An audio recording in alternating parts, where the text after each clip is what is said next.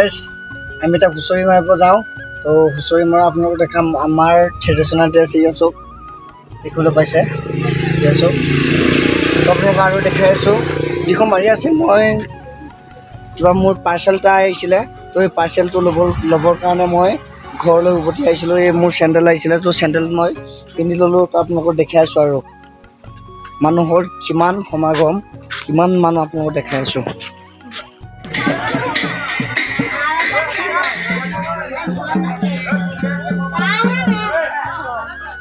10-15 ঘৰমান আমি মাৰিলোঁ গাইছ আৰু মাৰিম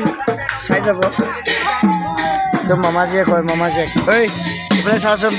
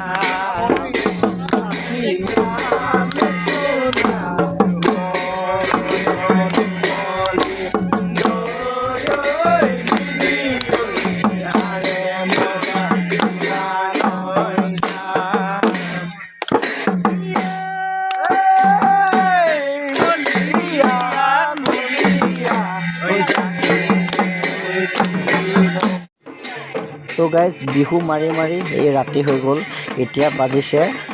6 PM আৰু 8টা মানলৈকে মাৰিম চাগে তো চাই যাওক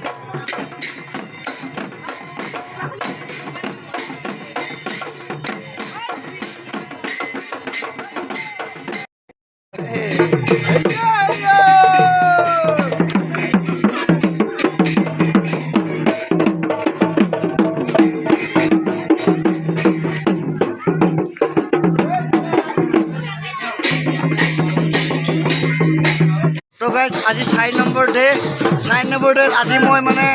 ট্ৰেডিশ্যনেল ড্ৰেছ পিন্ধা নাই মই এনেকৈ আহিলোঁ আজি এয়া গাইজ তো এইফালে গান গাই আছে আপোনালোকক দেখাই আছোঁ আৰু আমাৰ পইচা বৰ্তমান হ'ল 11,840 টকা তো তাৰে আমি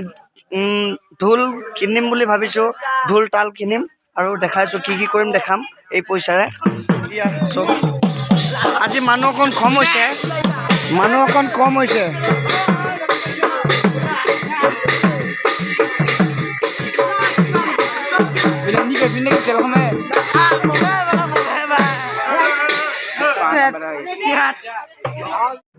তো গাইজ ইয়াত ঢোল কিনিব আহিছোঁ আমাৰ মুঠ পইচা উঠিলে 20,000 টকা তো 20,000 টকাৰে ঢোল এখন কিনিম আৰু তাল এখন আৰু আমাৰ নামঘৰলৈ পেন এখন কিনিম গাইজ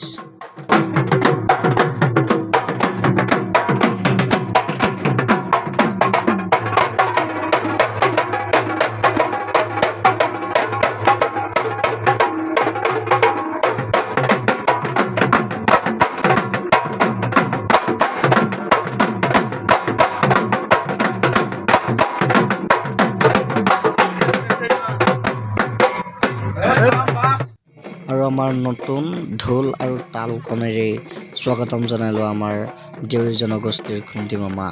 অৰ্থাৎ ভগৱানক আৰু শেষত বিহুৰ সমাপ্তি এনেদৰে কৰিলোঁ গাইজ হেপী ৰঙালী বিহু